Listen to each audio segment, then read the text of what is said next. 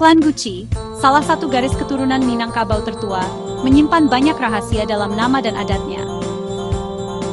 Klan Gucci adalah satu dari 7 klan asli Minangkabau, yang didirikan oleh Datua Katumangguangan, putra dari Putih Indo Jalito dan Sri Maharajo Dirajo, pendiri budaya Minangkabau di Pariangan. Yuk kita bedah namanya. Gucci berasal dari Gu, yang berarti kegelapan, dan Ci, yang berarti gerakan melingkar. Bersama-sama, ini mencerminkan sebuah perjalanan, bergerak melalui kegelapan secara melingkar menuju pencapaian. Beberapa bahkan menghubungkannya dengan kata-kata seperti cakra, roda, dan candra bulan. Saat ini, keturunan Gucci tersebar di seluruh jantung Minangkabau, tanah datar, Agam, Bukit Tinggi, dan bahkan di luar negeri.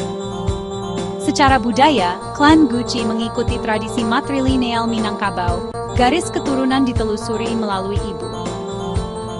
Menikah dalam klan atau desa yang sama sangat dilarang.